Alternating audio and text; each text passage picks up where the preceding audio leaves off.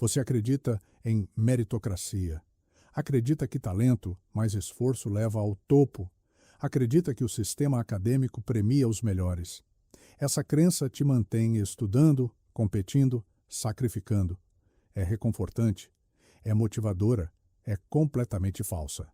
Meritocracia não premia quem merece. Premia quem o sistema já escolheu antes de você entrar no jogo. O professor Jiang Sui-Kim passou décadas estudando como elites educacionais realmente funcionam. Ele não ensina técnicas de admissão. Ele desmonta a ilusão de que admissão tem a ver com justiça.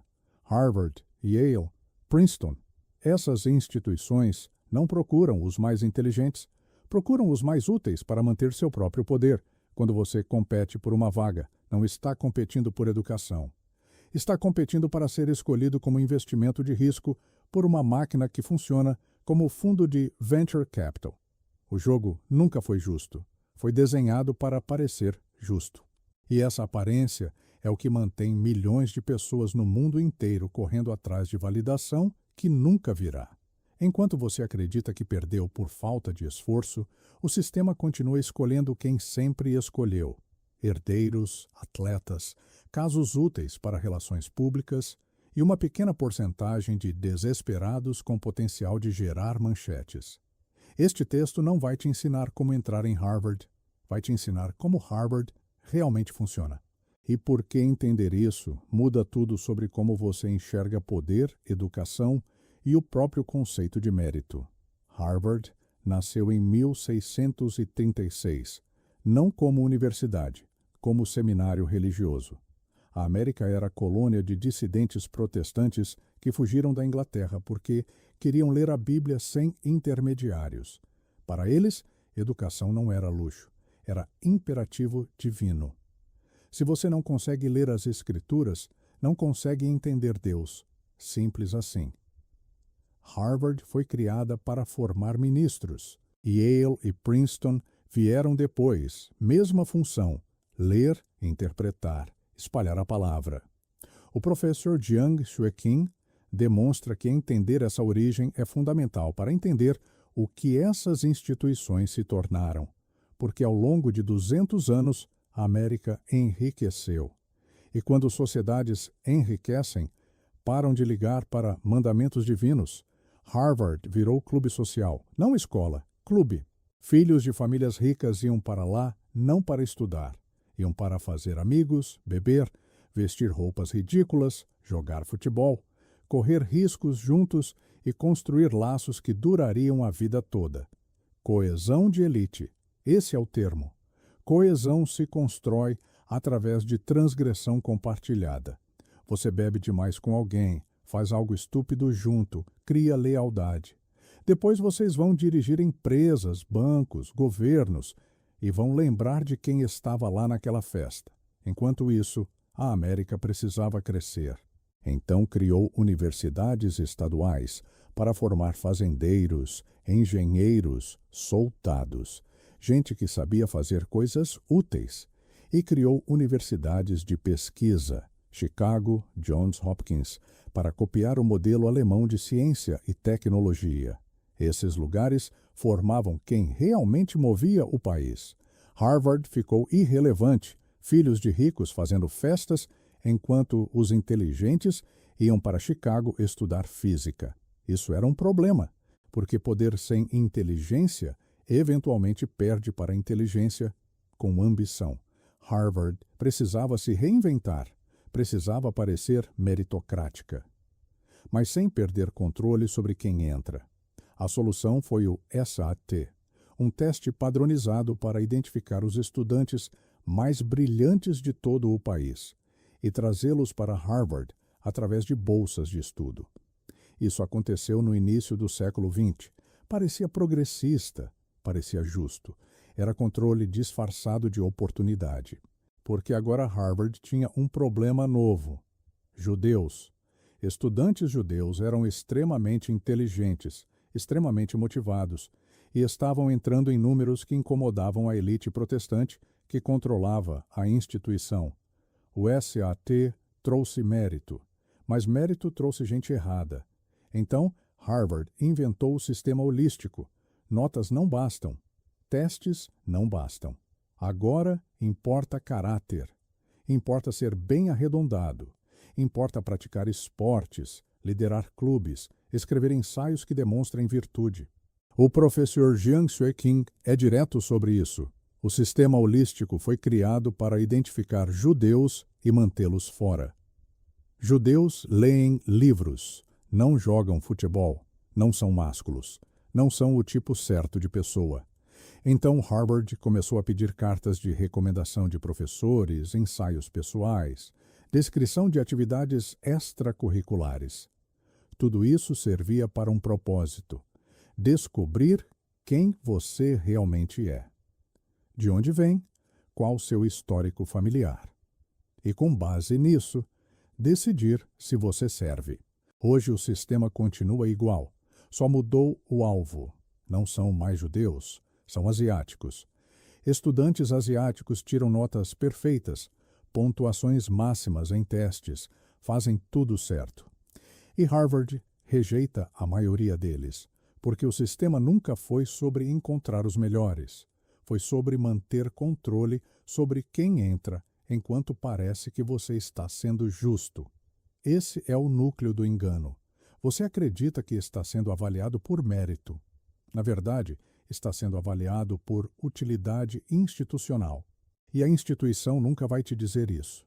Vai apenas repetir que busca diversidade, liderança, potencial.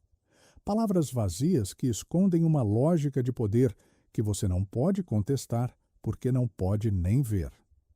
Harvard não é universidade, é fundo de investimento.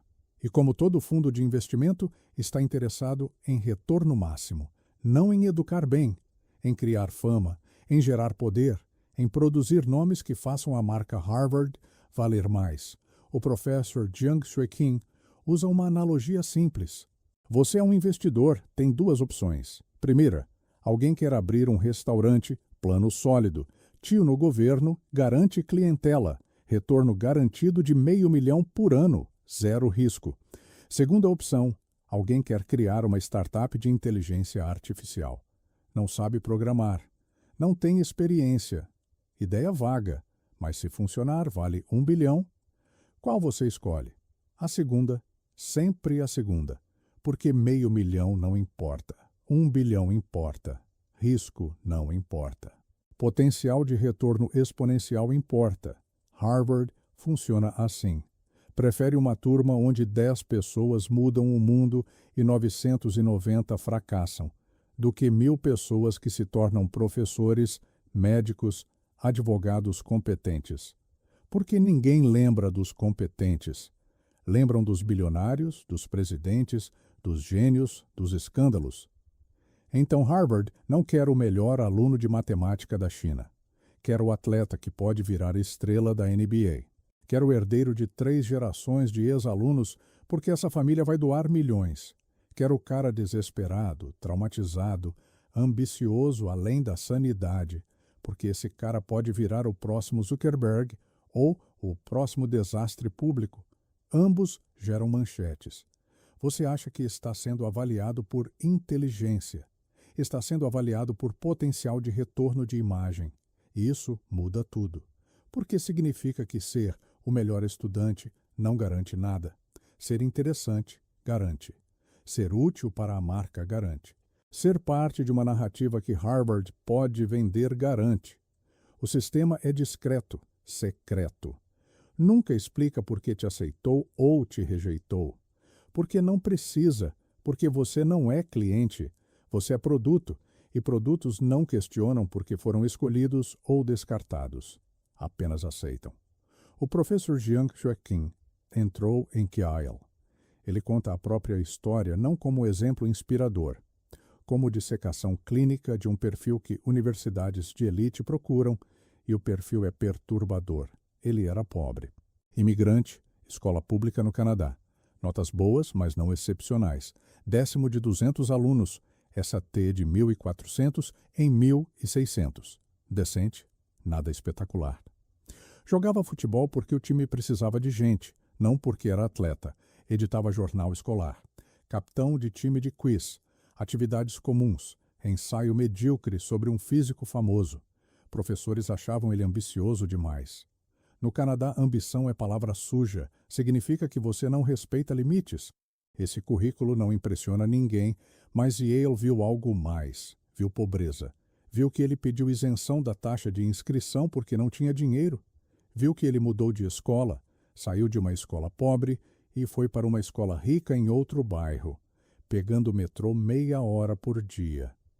Viu que o diretor da escola antiga ficou furioso e ameaçou colocar uma carta disciplinar no arquivo dele. Viu que na escola nova ninguém gostava dele. Ele era estranho, insistente, obsessivo com notas. Yale viu desespero, viu insegurança, viu alguém disposto a quebrar regras sociais, ignorar desaprovação, suportar isolamento, tudo para escapar da pobreza. Viu transtorno dissociativo de personalidade em formação. Viu alguém que, se não entrasse numa universidade de elite, sentiria que a vida tinha acabado. Esse é o perfil. Desesperado o suficiente para nunca parar. Inseguro o suficiente para nunca se satisfazer. Imoral o suficiente para ignorar o que é socialmente aceitável, se isso atrapalhar a ascensão. Esse tipo de pessoa pode fracassar terrivelmente, pode ter colapso mental, pode se autodestruir, mas também pode mudar o mundo, pode virar bilionário, pode virar manchete. Yale apostou. Não porque achava ele especial, porque ele cabia no perfil de investimento de risco. E isso deveria te assustar, porque significa que trauma pessoal é critério de seleção, não apesar do trauma. Por causa dele, você entra em Yale, acha que venceu, acha que agora pode relaxar. Descobriu que o jogo só começou de verdade. Yale é Hunger Games. O professor Jiang Shui Kim descreve isso sem metáfora. É competição implacável, todos os dias, em todos os espaços. Na sala de aula, são seminários com 20 alunos competindo para impressionar o professor. Fora da sala de aula, você compete para entrar em clubes, sociedades secretas, programas de estudo, estágios. Compete por notas que determinam se você vai para a melhor escola de direito, medicina, negócios. Compete por bolsas como a Rhodes. Compete por atenção, por reconhecimento, por posição. E contra quem você compete? Contra os estudantes mais competitivos do mundo. Gente que destruiu a própria sanidade mental no ensino médio para chegar até ali.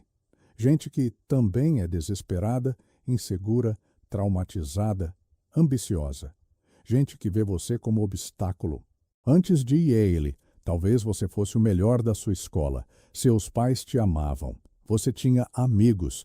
Liderava o grêmio estudantil. Sentia que tinha valor. Em Yale, você descobre que não é ninguém. Seus pais estão longe. Seus amigos antigos não entendem mais sua vida. E todos ao seu redor querem te destruir porque só há espaço no topo para poucos. Isso cria insegurança profunda. Mesmo quem vem de famílias ricas, mesmo quem sempre teve tudo, sai de Yale achando que nunca é suficiente. Porque Yale ensina isso. Ensina que vida é competição sem fim. Que você sempre tem que provar seu valor. Que parar é morrer. E é exatamente isso que Yale quer. Quer formar gente que nunca para de competir. Gente que ganha 1 milhão e quer 10 milhões. Ganha 10 milhões e quer 100 milhões. Ganha 100 milhões e quer 1 bilhão. Nunca satisfeita. Nunca em paz. Sempre correndo. Porque essas são as pessoas que chegam ao topo. Não as pessoas felizes. Não as pessoas equilibradas. As pessoas vazias, inseguras, obcecadas com validação externa. E quando essas pessoas chegam ao topo, Harvard, Yale, Princeton podem dizer: viu? Nosso ex-aluno. Nosso sistema funciona. O preço é irrelevante. Depressão, ansiedade, colapso, suicídio, irrelevante. Porque a instituição não mede sucesso por quantos alunos são felizes. Mede por quantos viram notícia. Para entrar em Yale, você precisa de um ensino médio que te prepare para Yale. E para ter esse ensino médio, você precisa de pais que te preparem para esse ensino médio. A cadeia começa na infância. Existem dois modelos de criação. O professor Jiang Shueqin apresenta os dois com clareza brutal. Primeiro modelo. Você diz ao seu filho todos os dias: eu te amo incondicionalmente. Não importa o que você faça. Estarei aqui para você. Te apoio sempre. Esse filho cresce seguro, equilibrado, feliz. Provavelmente vira professor. Talvez médico. Vida estável, sem trauma. Segundo modelo, você ignora seu filho na maior parte do tempo. Mas quando ele ganha a competição de natação, quando tira a nota mais alta, quando o professor elogia, você dá atenção, leva para tomar sorvete, sorri, demonstra afeto condicionado à performance. Esse filho aprende rápido. Aprende que amor não é garantido, que precisa conquistar, que só tem valor quando performa. A maioria dessas crianças fica traumatizada, ansiosa, incapaz de sentir que é suficiente. Mas algumas prosperam. Transformam o vazio interno em motor de conquista. Correm atrás de validação externa a vida toda, porque nunca receberam validação interna. Essas são as crianças que entram em Yale. Essas são as crianças que vencem o Hunger Games, e os pais sabem disso. Sabem que amor incondicional cria filhos felizes, e sabem que filhos felizes não entram em Harvard. Então fazem uma escolha. Escolhem sacrificar a saúde emocional do filho em nome de oportunidade futura. Chamam isso de preparo. Chamam isso de amor duro. Chamam isso de investimento no futuro. É trauma geracional calculado. E funciona. Funciona porque o sistema recompensa trauma. Procura trauma. Precisa de trauma para alimentar a máquina de competição infinita que mantém Harvard, Yale, Princeton no topo. Pais não estão criando filhos. Estão criando investimentos. E quando o investimento dá certo, quando o filho entra na universidade de elite, eles celebram, acham que venceram. Não percebem que destruíram algo que nunca vai ser recuperado. Você pode pensar, isso é problema americano. Aqui é diferente. Não é. A meritocracia começou em Harvard, mas conquistou o mundo. China, Coreia do Sul, Japão, Índia, Brasil, todos copiaram o modelo. Todos criaram sistemas de competição acadêmica brutal, baseados na ilusão de que esforço leva ao sucesso. O professor Jiang Shueqin é chinês. Ele sabe que o Gaokao, o Exame Nacional de Admissão Universitária na China, é ainda mais implacável que o sistema americano. Milhões de estudantes competindo por vagas limitadas. Anos de preparação obsessiva. Famílias inteiras reorganizando a vida em torno do exame. Estudantes dormindo 4 horas por noite. Pais alugando apartamentos perto das escolas para economizar tempo de deslocamento. E para quê? Para entrar numa universidade que vai colocá-los em outra competição. Para conseguir um emprego que vai colocá-los em outra competição. Para subir na carreira competindo contra outros desesperados que também sacrificaram infância, saúde, relacionamentos. Coreia do Sul tem uma das maiores taxas de suicídio entre jovens do mundo. Japão inventou uma palavra, karoshi, para a morte por excesso de trabalho. Brasil tem milhões de estudantes em cursinhos preparatórios, memorizando conteúdo que nunca vão usar, competindo por vagas em universidades públicas que não têm estrutura para recebê-los adequadamente. O modelo é o mesmo. A ilusão é a mesma. Se você trabalhar duro o suficiente, será recompensado. Se você sacrificar o suficiente, terá sucesso. Se você competir bem, vencerá. Mas o sistema não foi desenhado para recompensar esforço. Foi desenhado para extrair esforço. Para criar uma população que aceita sacrificar tudo, saúde, felicidade, relacionamentos, sanidade, em troca de uma chance estatisticamente mínima de chegar ao topo. E enquanto todos correm, as elites que já estão no topo observam, filhos de políticos, de empresários, de famílias poderosas, entram nas melhores universidades? Não porque competiram, porque sempre estiveram dentro. As regras nunca se aplicaram a eles. O Hunger Games é para você, não para eles. Vamos supor que você venceu. Entrou em Harvard, formou em Yale, conseguiu o emprego dos sonhos, virou executivo, empreendedor, investidor, ganhou milhões, sucesso completo. Agora responda, você está em paz?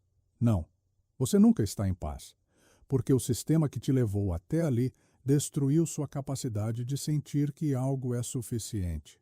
Você olha ao redor e vê alguém com mais dinheiro, mais reconhecimento, mais status, e sente que precisa alcançar. Você trabalha 12, 14, 16 horas por dia. Não porque precisa financeiramente, porque parar parece morte. Porque a vida inteira te ensinaram que seu valor depende de performance. E se você parar de performar, quem você é? Relacionamentos são secundários. Você não tem tempo para amigos de verdade. Não tem tempo para parceiros emocionalmente presentes. Não tem tempo para filhos além de colocá-los no mesmo sistema que te destruiu. Porque é isso que você conhece. É isso que funciona. Você é rico, vazio, inseguro e não consegue sair. Porque saída significa admitir que tudo foi em vão, que você sacrificou sua humanidade por validação externa que nunca satisfaz, que o jogo não tinha prêmio real, apenas a promessa de um prêmio que sempre fica mais distante. O professor Jiang Shueqin não romantiza isso. Ele descreve friamente. Pessoas que vencem no sistema meritocrático não são pessoas felizes. São máquinas de ambição. E máquinas não sentem. Apenas funcionam até quebrar. Depressão em executivos de elite. Ansiedade crônica em profissionais de alto desempenho. Divórcios. Filhos que odeiam os pais. Uso de substâncias para aguentar a pressão. Colapsos na meia-idade, quando finalmente percebem que a vida passou e não significou nada. Isso não é exceção, é padrão, porque o sistema foi desenhado para isso, para criar gente produtiva, não gente plena, para criar gente útil para a economia, não gente capaz de viver bem. E a parte mais cruel, você não pode reclamar, porque você venceu. Você tem tudo o que disseram que importa. Se você se sente vazio, o problema é você, não o sistema. Nunca o sistema. Meritocracia é teatro. Uma peça encenada para fazer você acreditar que o jogo é justo enquanto as regras mudam conforme quem está jogando. O professor Jiang Shueqin não oferece solução, porque não há solução individual para um problema estrutural. Você pode entender o sistema perfeitamente e, ainda assim, estar preso nele. Pode saber que Harvard escolhe herdeiros e traumas, não talentos, e ainda assim desejar entrar. Pode reconhecer que competição infinita destrói vidas, e ainda assim competir porque todas as alternativas parecem piores. Entender não te liberta, apenas te tira da ingenuidade. A maioria das pessoas perde no jogo meritocrático e passa a vida achando que perdeu por falta de esforço, que se tivesse estudado mais, sacrificado mais, tentado mais, teria vencido. Isso é mentira reconfortante, porque coloca o fracasso em você, não no sistema. E enquanto você acredita nisso, continua jogando, continua sacrificando, continua alimentando uma máquina que nunca foi desenhada para te recompensar. Quem vence também perde, porque vence ao custo de se transformar em algo que não consegue parar, não consegue sentir, não consegue estar em paz. Riqueza sem propósito, status sem significado, sucesso sem satisfação. O sistema não liga, sistemas nunca ligam, apenas funcionam. E enquanto você acredita que mérito existe, que esforço será recompensado, que jogar direito garante vitória, o sistema continua extraindo tudo de você e devolvendo migalhas embaladas como conquista. Você não precisa gostar dessa verdade. Apenas precisa reconhecer que ela é verdade e decidir com olhos abertos o que fazer com isso. Sem aplausos, sem catarse, sem conforto.